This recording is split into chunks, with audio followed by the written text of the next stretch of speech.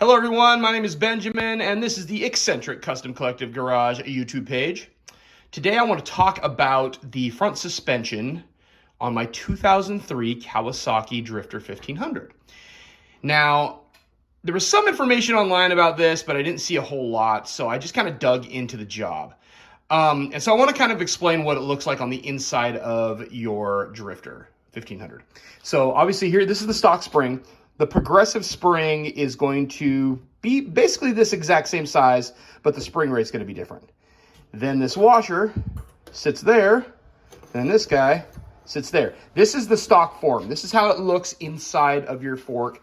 This is what you're going to pull out.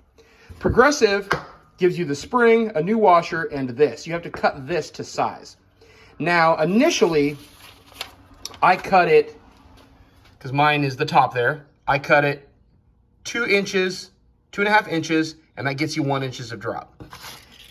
So this would be 2.5 inches, and it would replace that there. It would replace that, and it would be 2.5 inches up there. That'll give you 1 inch of drop.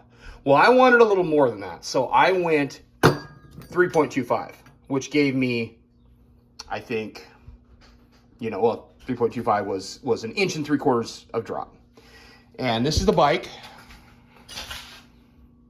And it is somewhat noticeable. It's not a lot noticeable, but the first thing you're going to do is you're going to get the bike up in the air with there's no tension on the shock at all. You don't want any tension. You want that wheel off the ground.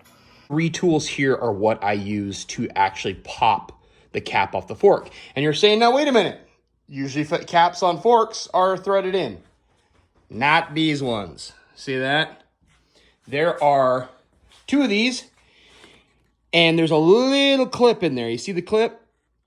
Well, anyhow, is what I did is I took my handy dandy guy here, put it on there, pushed down, and then used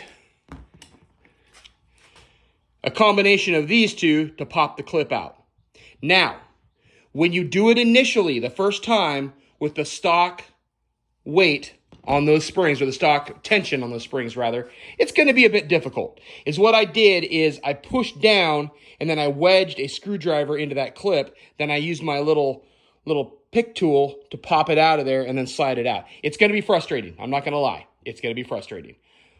But once you get it out of there, you can then adjust your height that you want it to be at, and it'll be super easy to get those out once you lift the bike and get tension off the cap just pushes down and you pull that little clip out. So rest assured, once you've done it once, you're in good shape. Now, you're probably saying to yourself, Ben, can't I just take the stock spring and cut this guy? The answer to that is yes, but the spring rate of the progressive is different, and it adjusts for that lowered height. And so, yeah, you can just cut this if you want. And don't get me wrong, I've seriously considered that.